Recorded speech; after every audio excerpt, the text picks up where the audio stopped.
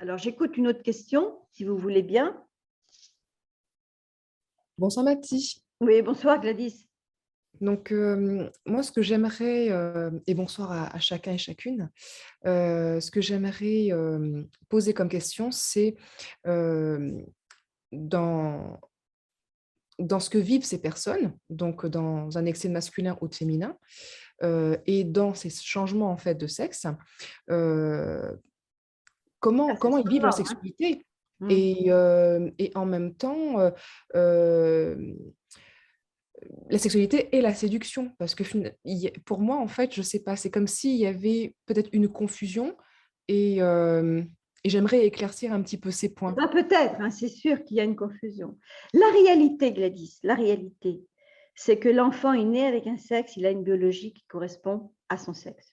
Parce que ce n'est pas qu'une histoire de sexe, c'est une histoire de génitalité, de vitalité, d'instinct, d'animalité, et ça se situe en bas, parce qu'on sait que je suis une femme parce que j'ai un sexe de femme.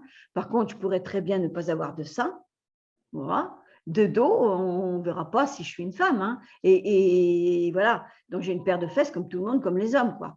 Mais la réalité pour la femme, comme pour l'homme, on arrive avec un sexe. On arrive avec un sexe. Et ce sexe définit notre identité. Mais ce qui se passe, c'est que cette identité, elle va se construire sur quoi et comment, de quelle façon? Eh bien, elle va se construire parce que je vais passer par une mère et que je vais passer par un père et que ses parents ont eu des mères et des pères et ainsi de suite et ainsi de suite. Et puis en plus, il y a eu plein d'ingrédients qui se sont rajoutés, tradition, religion, les guerres, vouloir, pas vouloir, préférer, voilà. Donc la réalité, si vous voulez, Gladys, tout est basé sur le sexe, l'identité sexuée. Je ne sais pas si j'ai répondu à votre question, mais si vous voulez, je peux fournir une autre précision. Allez-y, je vous écoute. Est-ce que j'ai répondu? Oui, en partie. Hein? Euh, Parce qu'en fait, je, pour ma part, de côtoyer des homosexuels, des transgenres, il y a une partie de séduction qui est très présente. Et Et séduction dit souffrance. La séduction, c'est une projection de souffrance qui prend la forme de séduction. Et à ce moment-là, la séduction, quel lien y a-t-il par Avec rapport au le, père et à la mère? voilà, avec le lit. Si Oui. je n'ai pas réussi à séduire ma mère, après, si vous voulez, parce que vous avez des enfants qui sont rejetés à l'origine, vous avez des mères qui préfèrent l'aîné ou le petit, enfin, il y a des tas de raisons. Donc, Mhm. s'il y a eu un problème de séduction avec la mère ou avec le père, après, l'enfant va garder ce traumatisme, ce côté complexe de vie. Et donc, alors après, si vous voulez, comme la cellule absorbe est envahie et elle projette, donc après, il va le projeter dans sa vie. Donc, il va chercher à réparer ce qu'il n'a pas réussi à séduire sa maman ou son papa. Il va chercher à le réparer avec d'autres personnes dans son environnement. Et ça peut prendre des proportions phénoménales. C'est-à-dire que lui-même peut se mettre en difficulté ou peut se mettre dans une inversion de polarité. C'est-à-dire une femme, elle va se dire homme alors que c'est une femme, mais parce que effectivement, soit elle se substitue à une mère qui était hyper masculine, hyper castratrice, ou alors elle se substitue à un père qui n'a pas su séduire sa mère,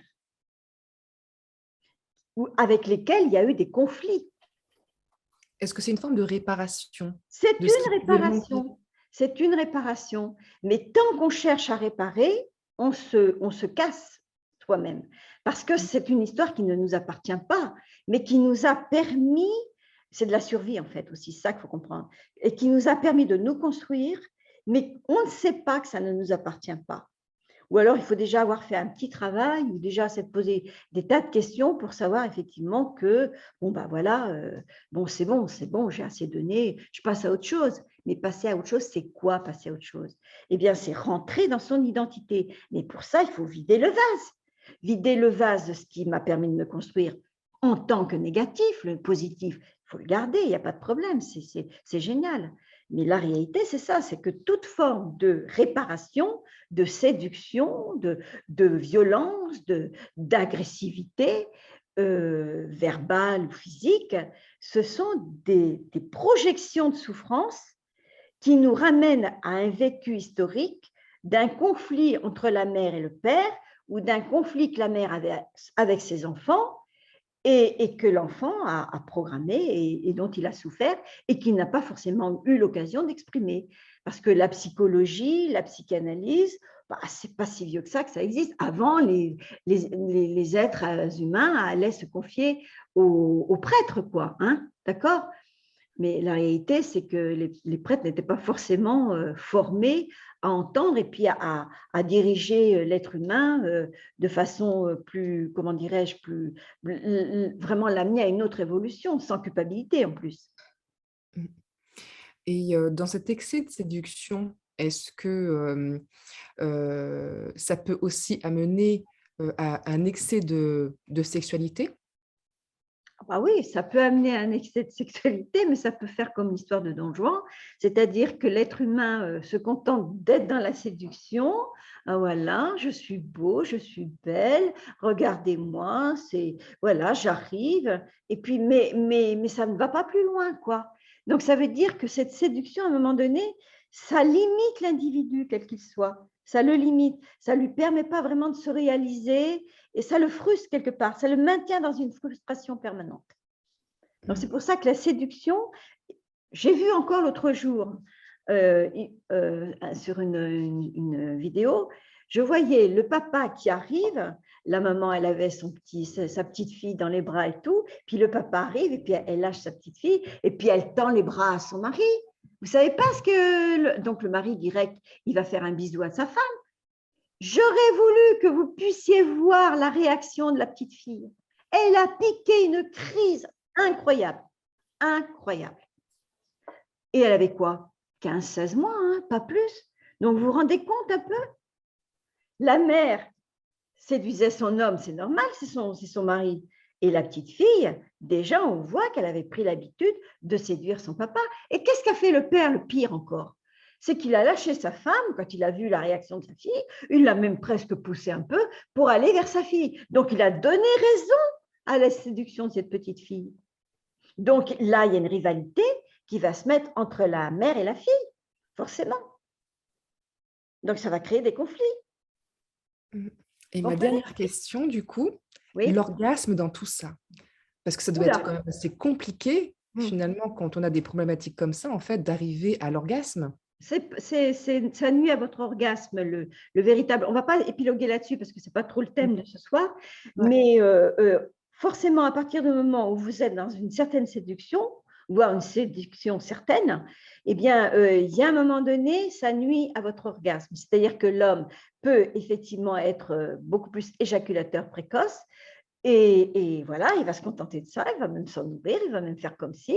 Et puis, la femme, eh ben, elle ne découvrira pas son orgasme vaginal. Donc, elle restera dans la superficialité de son corps, de son sexe, c'est-à-dire elle sera beaucoup plus clitoridienne que vaginale. Voilà. Et donc, si vous voulez, après, mais ce n'est pas le thème de ce soir, hein, quand même, Gladys. On ne va pas enchaîner là-dessus. Mais c'est un sujet très, très intéressant. Très, très intéressant. Merci.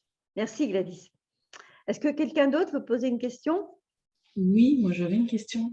Parce que là, Oui. vous prenez exemple pour des personnes qui ont deux parents, enfin, si je peux dire, présents, mais Oui. pour des enfants qui naissent avec, bah, qui sont abandonnés par leur père, ou par exemple qui sont abandonnés de leurs deux parents, qui naissent Ah, sous ils, oui. comment ils peuvent s'identifier en fait? Alors, un enfant, c'est ça la richesse de l'être humain. C'est qu'un enfant, même s'il est orphelin, même s'il n'a pas de mère et s'il n'a pas de père, il va toujours à un moment donné de son existence, tac, comment dirais-je, se choper une référence à laquelle il va s'identifier. Et ça peut être en une fraction de seconde. C'est-à-dire que j'ai eu l'exemple là encore aujourd'hui, un jeune homme qui n'a pas, comment dirais-je, qui n'a pas de père, il ne vit pas avec son père, parce que le père était très violent et tout, donc voilà, ils se sont séparés. Eh bien, il vit avec sa mère et quelque part, C'est tout juste si sa mère, elle peut faire ce qu'elle veut, rencontrer qui elle veut, manger ce qu'elle veut et tout. En fait, il devient ce père. Il remplace le père, alors qu'il ne l'a pas forcément énormément connu, quoi. Mais il a entendu dire que ce père était comme ça. Donc forcément, voilà, hop, ça y est, j'ai absorbé quelque chose, je m'en suis envahie et je le projette à mon tour. Donc là, si la mère n'est pas dans son rôle de mère, si elle ne sait pas vraiment, si elle est dans la culpabilité d'avoir divorcé ou de ne pas d'avoir cet enfant toute seule, voilà, de ne pas lui donner suffisamment ce qu'il espère et tout, ce qu'il voudrait, ce qu'il exige aussi, eh bien, l'enfant, il va prendre un pouvoir sur la mère. Et c'est comme ça, après, vous avez des enfants qui tuent leurs parents, hein, ou qui se permettent de leur taper dessus. Hein. D'accord? Donc, l'enfant, il a la survie, l'instant de survie, de toujours se choper quelqu'un, une personne à laquelle il va s'identifier. Et heureusement. Donc, c'est pour ça que ce n'est pas anodin non plus les fréquentations qu'on peut avoir. C'est pour ça aussi, si vous voulez, que Floriane, quand on est amené à confier des enfants et quand il ne faut pas les confier à n'importe qui, parce que l'enfant, il est sensible, il est fragile, c'est un enfant, quoi, voilà. Il a sa fragilité d'enfant, donc l'enfant, il peut être amené, en fonction des gens qu'il rencontre, il peut être amené à être traumatisé à vie, hein, sans parler de pédophilie et sans parler de choses encore plus graves, hein, mais il faut faire très attention à qui on confie nos enfants. Et plus que jamais, d'ailleurs, plus que jamais. Est-ce que vous avez une autre question, Floriane, ou vous voulez approfondir? Non, c'est bon, merci, vous avez répondu à mes questions. D'accord. Parce que c'est vrai que c'est des sujets quand même… donc, le DIP, ce n'est pas uniquement une histoire d'inceste ou de… Ça aussi, il faut en parler de l'inceste. Hein. Voilà l'exemple que j'ai cité tout à l'heure. Ce garçon, c'est tout juste s'il n'irait pas dormir avec sa mère. Moi, j'ai connu comme ça un jeune homme, il faisait l'amour avec sa mère. Hein, il n'y avait pas de problème. Hein. Et pourquoi après les hommes, ils ne feraient pas l'amour avec leur fille? Mais vous avez des psychanalystes qui sont d'accord avec ça. Hein. Non, mais et ils ont vécu quoi, là, ces gens-là, là? Qu'est-ce qui leur est donc arrivé dans leur enfance pour arriver à trouver ça normal? Ça fait partie de l'interdit. Et l'interdit, c'est parce qu'il faut comprendre que l'enfant n'est pas apte, physiologiquement parlant, mentalement, psychologiquement parlant, physiologiquement, tout court, il n'est pas apte à accepter, à vivre ce genre de truc. C'est complètement, c'est lui enlever tout son imaginaire, c'est lui enlever tout, c'est lui voler son enfance. Parce que l'enfant, on est insouciant, on a des trucs, on découvre la vie, quoi.